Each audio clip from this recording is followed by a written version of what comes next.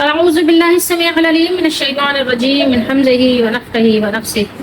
بسم الله الرحمن الرحيم. ربي يسر ولا تعسر وتمم بالخير. ربي زدني علما. وقاتلوهم حتى لا تكون فتنة ويكون الدين كله لله. فإن انتهوا فإن الله بما يعملون بصير. وَإِن تَوَلَّوْا فَاعْلَمُوا أَنَّ اللَّهَ مَوْلَاكُمْ نِعْمَ الْمَوْلَى وَنِعْمَ النَّصِيرُ. دو آیات مبارکہ ہیں، آیت نمبر 39-40 سورہ انفال 9واں سپارہ.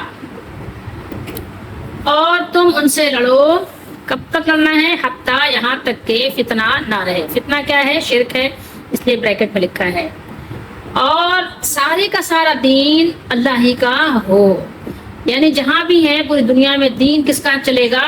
اس مالک الملک کا جس نے مجھے اور آپ کو پیدا کیا اور اس دنیا کو بنایا ہے. یعنی سارا کا سارا دین اللہ ہی کا ہو جائے. ٹھیک ہے، پھر اگر وہ باز آ جائیں، کون سے لوگ جو نافرمان ہیں، کافر ہیں، تو بے شک اللہ ان کے کاموں کو خوب دیکھ رہے ہیں. اللہ تعالیٰ بصیر ہیں اور سارے کام اللہ تعالیٰ کے مشاہدے میں ہیں. ٹھیک ہے، اور اگر وہ پھریں، یعنی پھر وہ واپس ہو جائیں، لوٹ جائیں، تو جان لو کہ یقیناً اللہ ہی تمہارا مولا ہے، کارساز ہے، کاموں کو بنانے والا ہے. اور وہ کیسا مولا ہے؟ نعم المولا ہے، بہترین نعمہ. اور نعم النصیر، وہ بہترین کارساز، کاموں کو بنانے والا اور بہترین مددگار ہے. مولا بھی ہے، نصیر بھی ہے. یہ بات تو ہم سورہ بقرہ میں تلاوت کر چکے ہیں، پڑھ چکے ہیں. سورہ جو ہم آیت الکرسی پڑھتے ہیں اس کے فوراً بعد، کہ زبردستی کسی پر دین کو مسلط نہیں کرنا ہے. ٹھیک ہے، دلوں کو فتح کرنا ہے، کہ دل کی رغبت کے ساتھ کوئی اپنے مالک کو پہچانے تو بات ہے. زبردستی کسی کے گلے میں ایمان کا، اسلام کا پھندا نہیں ڈالنا، ورنہ تو وہ اور ہی آپ کے گلے ہی پڑ جائے گا. بہرحال یہاں پر ضیاء القرآن میں یہاں لکھا ہے انہوں نے کہ دین کا معنی غلبہ اور بالادستی اور قوت و اقتدار انہوں نے لیا ہے تفسیر مظہری کے حوالے سے، اور اسی کو ان لوگوں نے ترجیح دی ہے. کہہ رہے ہیں کہ تم جنگ جاری رکھو تاکہ حکومت و فرما روائی اللہ تعالیٰ کی ہو جائے. ٹھیک ہے، عدل و انصاف اور حریت اور مساوات کا دور دورہ ہو، اور کسی پر بے جا تشدد اور زیادتی کر کے اس کو اس کے اعتقاد سے روکا نہ جا سکے. یہ ضیاء القرآن ہے. فتنہ اس کے لفظی معنی آگ میں تپانے اور آزمانے کے ہیں. فتنے کے بہت سارے معنی کے ساتھ ایک معنی شرک بھی آیا ہے اور صحیح احادیث سے ثابت ہے. یہاں آپ اس آیت مبارکہ کو اس طرح بھی سمجھ سکتے ہیں کہ جب تک کہ کفار اللہ کے دین کو مٹانے کے لیے فساد جاری رکھیں، آپ ان کے ساتھ لڑیں. ٹھیک ہے، کیونکہ یہ قتال ہے، اکیلے تو ہوتا نہیں ہے. لازمی بات ہے کہ اس کے سامنے مد مقابل بھی ہونا چاہیے نا. آپ اگر کسی کو مار رہے ہیں تو کوئی سامنے ہے بھی تو آپ کے نا، تو ایسے تو نہیں ہے کہ اکیلے کو لڑے گا. لڑائی اکیلے تو ہوتی نہیں ہے، تو یہ مقابلے کے صیغے کے لیے ہے نا، قاتل یقاتل. تو یہ فتنہ جو ہے، یعنی جب تک کہ لوگ دین کو نقصان پہنچا رہے ہیں، خرابی پیدا کر رہے ہیں، اس میں فساد پیدا کرنے کی کوشش کر رہے ہیں، اس وقت تک آپ بھی ان کے ساتھ یہ کر سکتے ہیں. ادروائز یہ ہے کہ وہ اگر جزیہ دیں آپ کو اور امن کے ساتھ رہیں تو آپ بھی ان کا پیچھا چھوڑ دیں. اگر وہ مسلمانوں کو فتنے میں نہ ڈالیں، مسلمانوں کو پریشان نہ کریں، مسلمانوں کو آرام سے رہنے دیں، تو پھر یہ کہ آپ چھوڑ دیں، یہ سب معاملہ نہ کریں. لیکن ایسا ہوتا نہیں ہے. تو اس مالک نے، اس اللہ نے جس نے مجھے اور آپ کو پیدا کیا، زمین پر آباد کیا، زمین کو بنایا، ہمارے معیشت، ہماری رہائش کے لیے سب کچھ اللہ تعالیٰ نے ہمیں وہ نعمتیں، سہولتیں عطا فرمائی اس مالک نے. تو اس کے راستے میں، اس کے حکم کے مطابق لڑائی اس وقت تک کرنا ہے، اس وقت تک لڑتے رہنا ہے جب تک ایمان لانے والوں کے راستے میں کفار کے رکاوٹ بننے کی قوت ختم نہیں ہوتی. سورہ توبہ ہے اور آیت نمبر 29 ہے، اور یہ ہے آپ کا 10واں سپارہ. یہاں پر اللہ تعالیٰ نے ارشاد فرمایا وَقَاتِلُوا الَّذِينَ لَا يُؤْمِنُونَ بِاللَّهِ وَلَا بِالْيَوْمِ الْآخِرِ وَلَا يُحَرِّمُونَ مَا حَرَّمَ اللَّهُ وَرَسُولُهُ وَلَا يَدِينُونَ، دین کی بات ہو گئی، دین الحق مِنَ الَّذِينَ أُوتُوا الْكِتَابَ حَتَّى يُعْطُوا الْجِزْيَةَ عَنْ يَدٍ وَهُمْ صَاغِرُونَ. صاغرون یہاں آپ اس کا معنی حقیر اور ذلیل بھی کر سکتے ہیں، اور یہاں ذلیل ہی ترجمہ ہوا ہے. ترجمہ ہے لڑو ان سے جو ایمان نہیں لاتے اللہ پر. یہ احمد رضا کا ترجمہ کنز الایمان ہے. اور ایمان کس پر نہیں لاتے؟ اللہ پر اور قیامت پر، اور حرام نہیں مانتے. ولا یحرمون ما حرم اللہ ورسولہ، اس چیز کو جس کو حرام کیا اللہ اس کے رسول نے، یعنی اللہ تعالیٰ نے خود ڈائریکٹ اپنی کتاب پہ حرام کر دیا یا اپنے رسول صلی اللہ علیہ وسلم کی زبان مبارک سے حرام قرار دیا. اور سچے دین کے تابع نہیں ہوتے، دین اسلام کے تابع نہیں ہوتے، دین سچ جو دین حق ہے، ٹھیک ہے، یعنی وہ جو کتاب دیے گئے جب تک اپنے ہاتھ سے جزیہ نہ دیں ذلیل ہو کر۔ بتانا مقصد یہ ہے کہ اللہ تعالیٰ کے دین کے غلبے کے لیے آپ کو نکلنا ہے، اس کے علاوہ نہیں، ٹھیک ہے۔ اللہ کا حکم آئے تو آپ نے لڑنا ہے، اللہ کا حکم نہیں ہو تو آپ نے نہیں لڑنا، اور اللہ تعالیٰ کے دین کے پرچم کو لہرانے کے لیے آپ کو بہرحال کوشش کرتے رہنا ہے۔ تمہارے لیے ان کا ظاہر اسلام ہی کافی ہے، باطن کا معاملہ اللہ کے سپرد کر دو، کیونکہ وہ ظاہر و باطن کو جاننے والا ہے۔ اگر ظاہری طور پر مسلمان ہیں تو بس سارے کام ان کو مسلمانوں کے حوالے ہیں، آپ ان کا پیچھا چھوڑ دیں، ٹھیک ہے، یا وہ امن و امان سے رہتے ہیں، آپ ان کا پیچھا چھوڑ دیں، پیچھے نہ لگیں، ٹھیک ہے، کیونکہ اللہ تعالیٰ کو ظاہر و باطن ہر چیز کا علم ہے۔ وَيَكُونَ الدِّينُ كُلُّهُ لِلَّهِ، دین سارا کا سارا اللہ کا ہو جائے، یعنی ہر طرف اللہ تعالیٰ کے دین کا پرچم لہرانے لگے۔ وَإِن تَوَلَّوْا، اور اگر وہ پھر کیا کریں، مخالفت کریں، ٹھیک ہے، اور پھر اگر وہ مخالفت کریں، تمہارے حکم سے روگردانی کریں، اسلام سے وہ منہ موڑیں، اسلام کی طرف سے اپنا رخ پھیریں، تو تمہیں کیا کرنا ہے، اللہ کا حکم ماننا ہے، اللہ کی بات ماننی ہے، جان لو تم کو معلوم ہو جانا چاہیے کہ اللہ تمہارا مولا ہے، اللہ تمہارا مولا ہے، نعم المولا، اور بہترین مولا ہے وہ، مولا تو ہے، مولا تم لوگوں کا مولا تو ہے، لیکن بہترین مولا ہے، کیا ہی اچھا مولا ہے۔ تمہارے دشمنوں پر، یہ اگر ہمارے دشمن ہیں، اللہ تعالیٰ کے جو بندے ہیں اگر ان کے دشمن ہیں، تو اللہ تعالیٰ فرما رہے ہیں کہ تمہارے دشمنوں پر تمہارا مددگار اور تمہارا حامی و ناصر اور تمہارا محافظ کون ہے، وہ اللہ ہے۔ بات یہ ہے کہ کامیاب بھی وہی ہوگا جس کا مولا اللہ ہو، اور غالب بھی وہی ہوگا جس کا مددگار اللہ ہو۔ اور الحمدللہ سب تعریف اللہ کے لیے ہے، یہاں پر ہمارا نواں سپارہ کمپلیٹ ہو گیا، نواں سپارہ اختتام کو پہنچا، سب تعریف اللہ کے لیے ہے۔ یہ بخاری شریف ہے، حدیث نمبر 25 ہے، کتاب الایمان۔ رسول اللہ صلی اللہ علیہ وسلم نے فرمایا کہ امرت ان اقاتل الناس حتی یشہدوا ان لا الہ الا اللہ وان محمد رسول اللہ ویقیموا الصلاۃ ویؤتوا الزکاۃ۔ یہاں رسول اللہ صلی اللہ تعالیٰ علیہ وآلہ وسلم نے ارشاد فرمایا کہ مجھے حکم دیا گیا ہے کہ لوگوں سے جنگ کروں اس وقت تک کہ وہ اس بات کا اقرار کر لیں کہ اللہ کے سوا کوئی الہ نہیں۔ کیا حکم دیا گیا ہے؟ مجھے حکم دیا گیا ہے کہ میں لوگوں سے اس وقت تک یعنی جنگ کرتا رہوں یہاں تک کہ وہ لا الہ الا اللہ کی شہادت اور محمد رسول اللہ کی شہادت دیں، اور نماز قائم کریں اور زکوٰۃ ادا کریں۔ پھر جب وہ یہ کچھ کر لیں تو انہوں نے اپنے خون اور اپنے اموال مجھ سے سیف کر لیے، محفوظ کر لیے، مگر اسلام کے حق کے ساتھ، اور ان کا حساب اللہ کے ذمے ہے، ٹھیک ہے۔ اس کو روایت کرنے والے کون ہیں؟ یہ حضرت ابن عمر رضی اللہ تعالیٰ عنہ سے، عبداللہ بن عمر رضی اللہ تعالیٰ عنہ سے روایت ہے، باقیوں کے میں نے نام چھوڑ دیے۔ تو دیکھیے یہاں پر اسلام کا حق کیا ہے کہ اگر کوئی ڈاکو ہے، چوری کی ہے اس نے اور گواہ مل گئے ہیں تو اس کا حق کاٹا جائے گا، یہ اسلام کا حق ہے۔ اور اگر کسی نے یعنی شادی ہونے کے باوجود، یعنی شادی اس کی ہو چکی ہے، اس کے باوجود اگر اس نے کوئی وہ کام کیا ہے جس کا حکم نہیں ہے تو پھر کیا ہے، پھر وہ حق ظاہر اسلام کا حق ہے۔ جو صورتیں یعنی جس کو استثناء حاصل ہے وہ اس کے علاوہ ہیں، ٹھیک ہے، وہ مسلمان ہونے کے باوجود بھی پھر اس کا خون حلال ہو جاتا ہے۔ کیوں حلال ہو جاتا ہے؟ یعنی کہ اللہ تعالیٰ نے حکم دیا ہے کہ اس پر حد جاری کی جائے۔ اور بعین ہی سیم یہی حدیث مسلم شریف میں آپ کو 129 کتاب الایمان میں ملے گی۔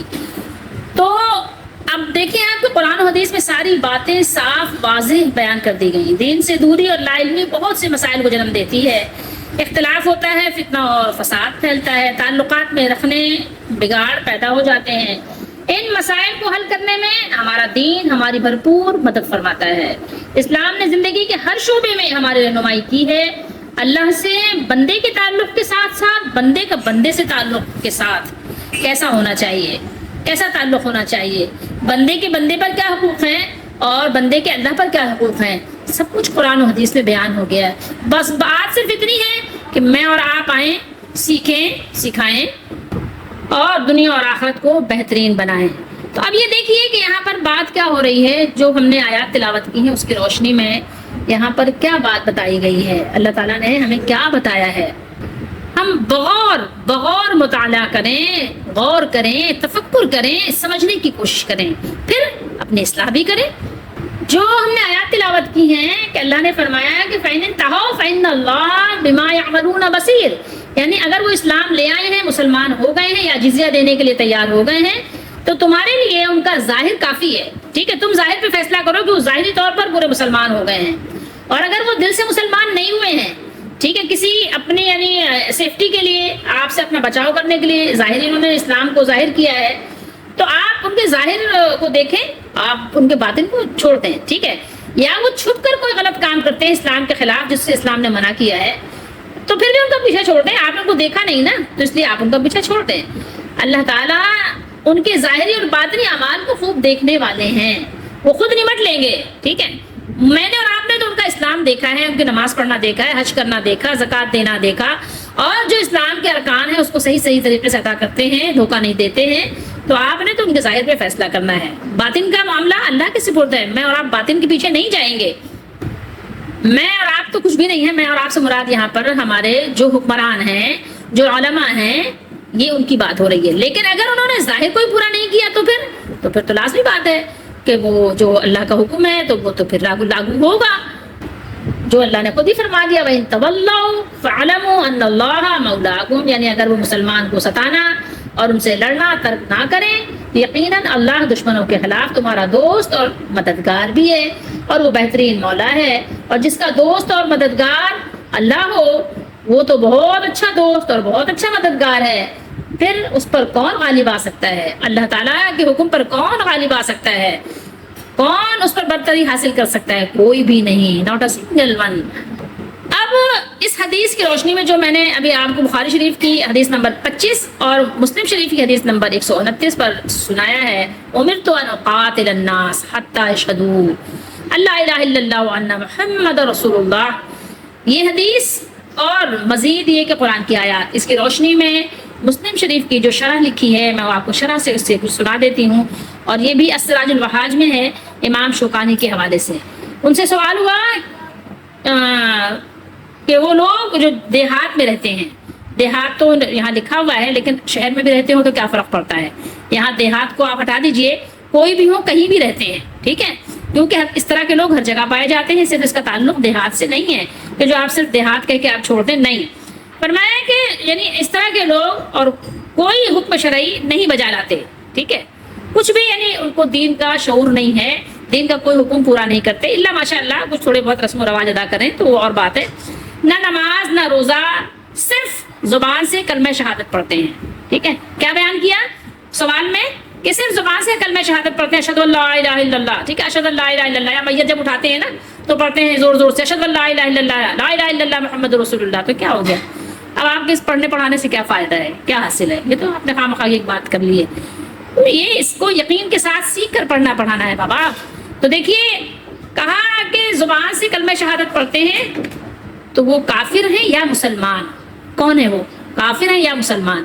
تو اب ظاہر ہے کہ ہمیں قرآن و سنت کی روشنی میں اس کا جواب تلاش کرنا ہے، کیونکہ دیکھیے اگر کوئی اپنے آپ کو لا الہ الا اللہ کہہ کے مسلمان ثابت کرتا ہے اور سارے کام وہ کافروں والے کرتا ہے، کچھ بھی اسلام کے ارکان ادا نہیں کرتا، تو پوری دنیا کے علماء جمع ہو جائیں اور کہیں نہیں یہ مسلمان ہے، تو کیا وہ مسلمان ہو جائے گا؟ آپ کا کیا خیال ہے؟ کیا آپ اس کو مسلمان اس لیے مان لیں گے کہ سارے علماء کہہ رہے ہیں؟ بھائی علماء کے کہنے سے کوئی مسلمان نہیں ہوتا، قرآن و سنت کے کرائٹیریا پہ پورا اترنا چاہیے۔ علماء ہیں، رسول اللہ صلی اللہ علیہ وسلم کی بات اور ہے، وہ تو اللہ تعالیٰ کی وحی سے بات کرتے ہیں، سمجھ رہے ہیں بات کو؟ اور سارے علماء مل کر کسی کافر کو مسلمان کہیں تو وہ مسلمان نہیں ہوگا، اور کسی مسلمان کو اگر وہ کفر کا فتویٰ لگائیں تو وہ کافر بھی نہیں ہوگا، یہ جان لیجیے۔ عند اللہ جو مسلمان ہے وہ مسلمان ہے، عند اللہ جو کافر ہے وہ کافر ہے، جو قرآن و حدیث کی روشنی میں مسلمان ہے وہ مسلمان ہے، جو قرآن و حدیث کی روشنی میں کافر ہے وہ کافر ہے۔ البتہ علماء فیصلہ کریں گے ظاہر پر، کس پر فیصلہ کریں گے؟ ظاہر پر، کہ وہ لا الہ الا اللہ محمد رسول اللہ کہنے کے بعد جو ظاہری حکم ہے وہ پورا کرے تو اس کو علماء مسلمان کہیں گے۔ اللہ کے نزدیک وہ کیا ہے اللہ کو معلوم ہے، ٹھیک ہے، یہ بات ہو رہی ہے۔ تو بہرحال یہاں پر جب انہوں نے پوچھا تو کہا کہ وہ مسلمان ہے یا کافر، تو آیا مسلمانوں کو ان سے جہاد کرنا چاہیے یا نہیں، ٹھیک ہے، کیونکہ اللہ نے تو حکم دیا ہے کہ فتنہ باقی نہ رہے یہاں تک ان سے جہاد کرو۔ تو جواب دیا انہوں نے، یہ کتاب کا رسالے کا نام لکھا ہوا ارشاد السائل میں ہے کہ جو شخص ارکان اسلام اور فرائض اسلام کو بالکل ترک کرے اور اس کے پاس کچھ نہ ہو سوائے زبان سے لا الہ الا اللہ محمد رسول اللہ کہنے کے، تو بے شک وہ کافر ہے اور شدید الکفر ہے، میں اپنی طرف سے کوئی بات نہیں کر رہی، یاد رکھیے گا، ٹھیک ہے، شدید الکفر ہے، اس کا جان اور مال حلال ہے، اس لیے کہ صحیح حدیثوں سے یہ بات ثابت ہے کہ جان اور مال اس وقت بچے گی جب ارکان اسلام کو ادا کرے۔ تو ایسے کافروں کے قریب جو مسلمان رہتے ہوں ان پر واجب ہے کہ ان کافروں کو اسلام کے احکام بتلائیں اور ان کے بجا لانے کے لیے ان کو دعوت دیں، اور پہلے نرمی اور سہولت سے ثواب کی رغبت دلا کر اور عذاب سے ڈرا کر ان کو سمجھائیں، اور اگر وہ مان لیں اور ارکان اسلام کو ادا کرنے لگے تو خیر، یعنی ٹھیک ہے، اچھی بات ہے، اس سے اچھی کوئی بات ہی نہیں ہے، اور جو انکار کریں، بحث کریں اور نہ مانیں تو مسلمانوں کو جہاد کرنا چاہیے ان پر، یعنی ان سے جہاد کرنا چاہیے،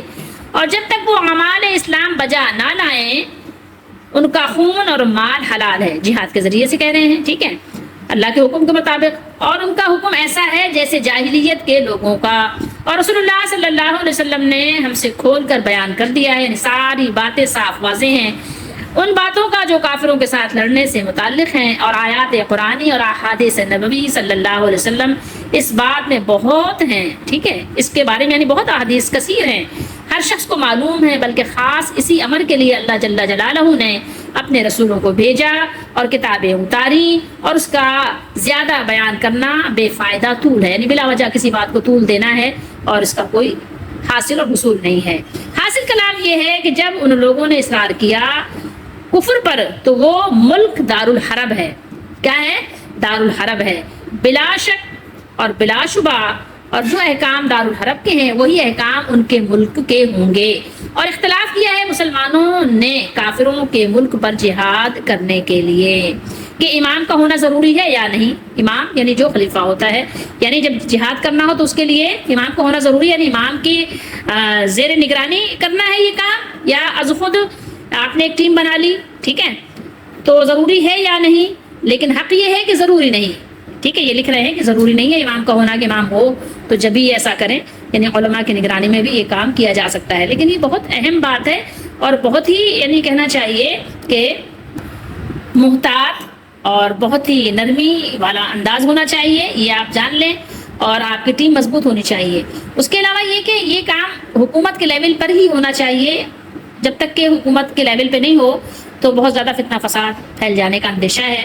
بہتر یہی ہے حدیث کی روشنی میں کہ ایسی فتنے کے وقت آپ اپنے ایمان کو بچائیں، اپنے ایمان کی فکر کریں، دوسروں کو صرف دعوت دیں، ٹھیک ہے، تلوار نکالنے کی ہر ایک کو نہ اجازت ہے اور نہ ہی اس کو ایسا کرنا چاہیے، کیونکہ اس میں فتنہ اور فساد کا بہت زیادہ اندیشہ ہے اور اس سے بگاڑ مزید پیدا ہو جائے گا۔ تو یہاں پر بات یہ ہو رہی ہے کہ ضروری نہیں یعنی امام کا ہونا، لیکن یہ کہہ رہے ہیں کہ حق یہ ہے کہ ضروری نہیں، اور یہ جہاد واجب ہے ہر ایک شخص پر جو مسلمان ہو، اور آیات قرآنی اور احادیث نبوی صلی اللہ علیہ وسلم مطلق ہیں، ٹھیک ہے، ہر ایک کے لیے ہیں، ان میں کوئی قید نہیں ہے۔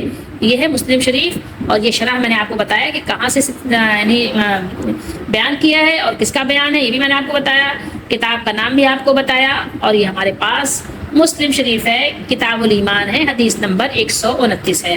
آپ نے دیکھ لیا کہ صرف زبان سے لا الہ الا اللہ کہنا قرآن و حدیث کی روشنی میں قابل قبول نہیں ہے، ٹھیک ہے، دنیاوی لحاظ سے بھی اللہ کے نزدیک تو وہ ہے ہی نہیں مسلمان، لیکن دنیاوی لحاظ سے بھی اللہ تعالیٰ نے یہ حکم جاری کر دیا۔ اب یہ اور بات ہے کہ ہم مصلحت پوش ہیں تو وہ اور بات ہے۔ بخاری شریف ہے، حدیث نمبر 6925 ہے، باغیوں اور مرتدوں سے توبہ کا بیان کے ضمن میں یہ حدیث ہے۔ حضرت ابوبکر صدیق رضی اللہ تعالیٰ عنہ کا دور خلافت ہے، کچھ لوگ آپ کے خلافت میں زکوٰۃ دینے کے منکر ہو گئے تھے کہ ہم زکوٰۃ نہیں دیں گے، نماز پڑھیں گے زکوٰۃ نہیں دیں گے، تو حضرت ابوبکر صدیق رضی اللہ تعالیٰ عنہ نے قسم کھا کر کہا لَأُقَاتِلَنَّ مَنْ فَرَّقَ بَيْنَ الصَّلَاةِ وَالزَّكَاةِ، کہنے لگے کہ جو فرق کرے گا نماز اور زکوٰۃ میں اس سے قتال کروں گا، میں اس سے لڑوں گا۔ یہ ان لوگوں کی بات کا جواب ہے جو لوگ کہتے ہیں کہ جو لا الہ الا اللہ پڑھ رہا ہے وہ بس مسلمان ہی ہے، ٹھیک ہے، یہ ان لوگوں کی باتوں کا جواب ہے۔ اور یہی نہیں، حضرت ابوبکر صدیق رضی اللہ تعالیٰ عنہ نے حضرت عمر رضی اللہ تعالیٰ عنہ کی یہی بات کہنے پر کہ رسول اللہ صلی اللہ علیہ وسلم نے تو ایسا فرمایا ہے، آپ نے فرمایا کہ اگر لوگوں نے مجھ سے اتنی چیز بھی روک لی، ایک بکری کے بچہ کے برابر بھی زکوٰۃ روک لی، اناقن کانو، تو آپ نے فرمایا کہ میں ان سے بھی قتال کروں گا۔ اب اگر ہمارے سامنے کوئی ایسی بات کرے تو ہم تو کہیں گے یار یہ کتنا رجٹ ہے، یہ کتنا یعنی دقیہ نوس ہے، اور کتنا یہ ایسا ہے کہ ایک بکری کے بچے کی کیا حیثیت ہے. لیکن ابو بکر صدیق رضی اللہ تعالیٰ عنہ ہیں، وہ کہہ رہے ہیں کہ جو لوگ اللہ کی قسم اگر یہ لوگ مجھے ایک بکری کا بچہ نہ دیں جو آپ صلی اللہ علیہ وسلم کو دیا کرتے تھے. یہاں تو ہے اناق کا ذکر مسلم شریف میں، اور دیگر حدیث میں اقال کا ذکر بھی ہے. اونٹ کے باندھنے کی رسی، یعنی وہ چھوٹی سے چھوٹی چیز سمجھ لیں، چھوٹی سے چھوٹی. اب اونٹ کی رسی آپ سوچ سکتے ہیں کہ کتنی اس کی قدر ہوگی، یا بکری کا بچہ کتنے کا ہوگا. آج کے زمانے میں بہت، آپ اگر اس کو بہت بڑی قیمت بھی لگائیں گے تو کتنی لگائیں گے؟ 10,000 15,000 20,000. بکری کا بچہ 2 دن 3 دن 1 دن 4 دن کا بچہ جو ہے اس کی بات ہو رہی ہے، تو اس بچے کی آپ کتنی قیمت لگائیں گے؟ بہت آپ اڑان اونچی اڑیں گے تو 15,000 لگا لیں، 20,000. مہنگائی کے دور میں بھی آپ اس زیادہ اس کی قیمت دے لیں. 15-20,000 کے لیے آپ کسی سے قتال کریں گے؟ لیکن بات یہ قتال کی نہیں، یہ بات اصل میں اللہ کے مالک کے حکم کی ہے، یہ بات سمجھنے کی ہے. اور اونٹ کے باندھنے کی رسی تو آپ بہت ہی قیمتی کوئی خرید رہے ہیں، بہت ہی کوئی قیمتی خرید رہے ہیں، کتنے کی آئے گی ایک اونٹ کی رسی؟ کتنے کی آئے گی؟ اقال کا لفظ فرمایا، یعنی حقیر سے حقیر چھوٹی سے چھوٹی چیز جو ہے آپ نے فرمایا کہ اگر وہ مجھے نہیں دیں گے جو زکوٰۃ میں رسول اللہ صلی اللہ علیہ وسلم کے دور میں دیا کرتے تھے تو کیا کروں گا میں؟ اللہ کے قسم ان سے قتال کروں گا. ٹھیک ہے، ان کے اس نہ دینے پر ان سے لڑوں گا. اور حضرت عمر رضی اللہ تعالیٰ عنہ نے کہا کہ اللہ کی قسم اس کے بعد میں سمجھ گیا کہ ابو بکر رضی اللہ تعالیٰ عنہ کے دل میں جو لڑائی کا ارادہ ہوا ہے اللہ نے ان کے دل میں ڈالا ہے. یعنی ان کو یہ بات اللہ کی طرف سے القا ہوئی ہے کہ یہ 5 بنیادیں ہیں، جب آپ نے بنیاد کو ہی ڈھا دیا تو پھر آپ کا اسلام کہاں رہ گیا. یہ حدیث 14 سے 56 پہ بھی موجود ہے. اور اگر آپ تعداد اس کا یعنی حدیث شریف کا اندازہ لگانا چاہیں تو صرف بخاری شریف میں 1 درجن سے زائد مرتبہ یہ حدیث بیان ہوئی ہے، کہیں مختصر کہیں طویل. مسلم شریف میں حدیث نمبر 124 ہے. یہ دیکھیے، اس حدیث کو بیان کرنے والے حضرت ابو ہریرہ رضی اللہ تعالیٰ عنہ نے فرمایا کہ جب رسول اللہ صلی اللہ علیہ وسلم نے وفات پائی اور ابو بکر صدیق رضی اللہ تعالیٰ عنہ خلیفہ ہوئے اور عرب کے لوگ جو کافر ہوئے تھے وہ کافر ہو گئے تھے، جو کافر ہونے تھے وہ ہو گئے تھے، تو حضرت عمر رضی اللہ تعالیٰ عنہ نے ابو بکر رضی اللہ تعالیٰ عنہ سے کہا کہ تم ان لوگوں سے کیوں کر لڑو گے، حالانکہ رسول اللہ صلی اللہ علیہ وسلم نے فرمایا مجھ کو حکم ہوا ہے کہ لوگوں سے لڑنے کا یہاں تک کہ وہ لا الہ الا اللہ کہیں. پھر جس نے لا الہ الا اللہ کہا اس نے مجھ سے اپنے مال و جان کو بچا لیا مگر کسی نے حق کے بدلے. اور حق یہ ہے کہ ظاہر آپ کو کئی وجہیں ہیں جس کی وجہ سے یعنی قتل جائز ہو جاتا ہے کسی مسلمان کا بھی، یعنی کسی مسلمان نے کسی کو قتل کر دیا اس کے بدلے میں اس کو قتل کیا جائے گا، یہ جائز قتل ہے. تو بہت ساری صورتیں ہیں اس کو چھوڑ دیں ابھی. لیکن یہاں جو بتانا مقصد ہے کہ یعنی یہ کام کرے، یعنی یہاں بریکٹ میں لکھا بھی ہے، پھر اس کا حساب اللہ پر ہے، یعنی اللہ تعالیٰ نے اگر معاف کر دیا تو ٹھیک ہے. اور ساری باتوں کے بعد حضرت ابو بکر صدیق رضی اللہ تعالیٰ عنہ نے کہا اللہ کی قسم میں تو لڑوں گا اس شخص سے جو فرق کرے نماز اور زکوٰۃ میں، اس لیے کہ زکوٰۃ مال کا حق ہے. اللہ کی قسم اگر وہ ایک اقال روکیں گے، وہی اونٹ کی رسی کی بات آ گئی. اقال یہاں دیکھیے آپ کو لفظ عربی کے صیغے میں بھی نظر آ رہا ہے، اقالن، وہی اونٹ باندھنے کی رسی. ٹھیک ہے، تو اگر وہ اتنا بھی روکیں گے کہ جو رسول اللہ صلی اللہ علیہ وسلم کے زمانے میں دیا کرتے تھے تو میں ان سے لڑوں گا، ان سے اس کے نہ دینے پر کہ کیوں نہیں دیا، ٹھیک ہے، اس بات پر لڑوں گا. حضرت عمر رضی اللہ تعالیٰ عنہ نے کہا کہ اللہ کی قسم پھر وہ کچھ نہ تھا مگر میں نے یقین کیا کہ اللہ جل جلالہ نے ابو بکر کا سینہ کھول دیا ہے، یعنی ان کے سینے کو شرح کر دیا ہے لڑائی کے لیے. اور فرمایا کہ میں نے جان لیا کہ یہی حق ہے، یعنی بات سچی یہی ہے. اب آپ خود اندازہ لگا لیجئے کہ جو لوگ یہ کہتے ہیں کہ بس آپ نے صرف لا الہ الا اللہ کہہ دیا جناب بس آپ کا بیڑا پار ہو گیا، وہ آپ کو دھوکہ دیتے ہیں. آپ کو اسلام میں پورے داخل ہونا ہے. اور خود قرآن میں اللہ نے فرمایا کہ اسلام میں پورے داخل ہو جاؤ، اسلام میں پورا داخل ہونا ہے. کہیں سے پکڑ لیا کہیں چھوڑ دیا، لٹک رہے ہیں بیچ میں جھولا جھول رہے ہیں، ایسا نہیں ہے. ایسا یہ کہانی کوئی نہیں، کہانی ایسی چلنی. یہ جن کا ہم ذکر پڑھ رہے ہیں کوئی معمولی شخصیت نہیں ہے، یہ حضرت ابو بکر صدیق رضی اللہ تعالیٰ عنہ ہیں جن کا مقام و مرتبہ سب جانتے ہیں، اور تمام صحابہ میں بھی ان کا مقام و مرتبہ افضل و اعلیٰ اور بلند و بالا ہے. نبیوں کے بعد بہت ہی بزرگ ہستی ہیں. یہ بخاری شریف میں کتاب الایمان میں پہلے ہی قول نبی کریم صلی اللہ علیہ وسلم کا لے کر آئے ہیں. دیکھیے قول نبی صلی اللہ علیہ وسلم بنی الاسلام علی خمس، اور کتاب الایمان کی پہلی حدیث بھی ہے، یہ حدیث نمبر 8.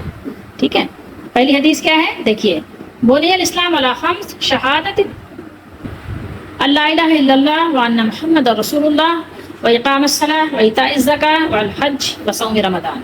یہ دیکھیے یہاں پر یہ بات بیان ہو گئی. ٹھیک ہے، تو اب یہاں پر یہ بنیاد بتائی گئی کہ بنی الاسلام، اسلام کی بنیادیں ہیں. یہ 5 چیزیں اسلام کی بنیاد ہیں. یہ 5 بلڈنگیں نہیں ہیں. ایک ہی بلڈنگ کے 5 یہ پلر ہیں، 5 ستون ہیں. اگر ایک بھی نہیں ہوا تو ابھی آپ کی بلڈنگ کی بنیاد شروع نہیں ہوئی.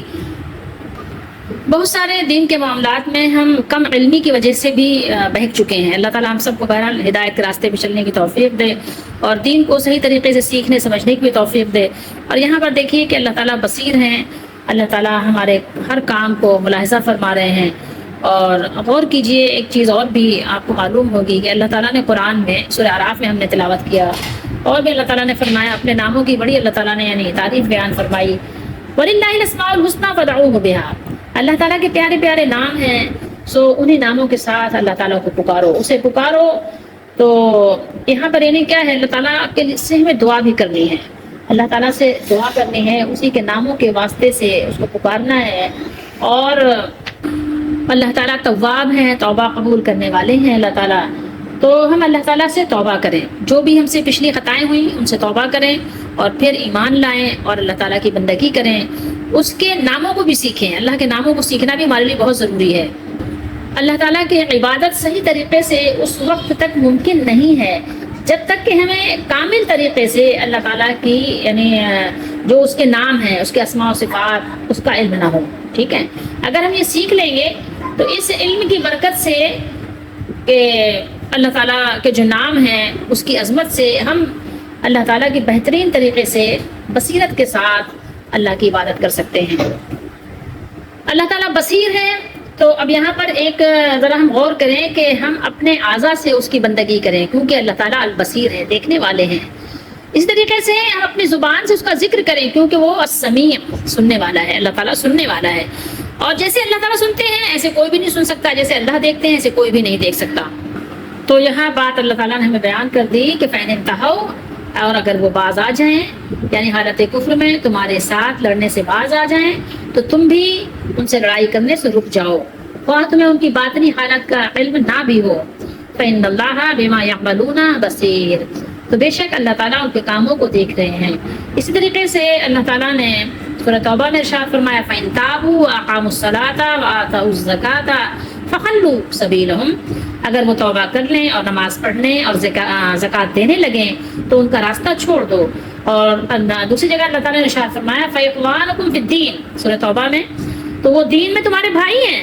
اور فرمایا وَقَاتِلُوهُمْ حَتَّى لَا تَكُونَ فِتْنَةٌ وَيَكُونَ الدِّينُ لِلَّهِ فَإِنِ انْتَهَوْا فَلَا عُدْوَانَ إِلَّا عَلَى الظَّالِمِينَ. سورۃ بقرہ میں فرمایا اور ان سے اس وقت تک ڈرتے رہنا کہ فساد کیا ہو جائے، ختم ہو جائے، نیست و نابود ہو جائے اور ملک میں اللہ ہی کا دین ہو جائے. پھر اگر وہ فساد سے باز آ جائے، رک جائیں، تو ظالموں کے سوا کسی پر زیادتی نہیں کرنی چاہیے. اور مزید فرمایا وَإِن تَوَلَّوْا فَاعْلَمُوا أَنَّ اللَّهَ مَوْلَاكُمْ نِعْمَ الْمَوْلَىٰ وَنِعْمَ النَّصِيرُ. اور اگر وہ یعنی پھر جائیں، لوٹ جائیں، پیٹ پھیر دیں، تو جان لو کہ تمہارا جو مولا ہے، تمہارا حمایتی ہے، تمہارا کارساز ہے، وہ خوب مددگار ہے. اگر یہ تمہاری مخالفت کریں اور تمہارے خلاف جنگ برپا کرتے رہیں تو جان لو کہ اللہ تمہارا کارساز، تمہارا آقا، تمہارا مولا، تمہارے دشمنوں کے مقابلے میں تمہارا حامی اور تمہارا ناصر ہے، اور وہ بہت اچھا کارساز بھی ہے اور بہت خوب حامی و مددگار بھی ہے.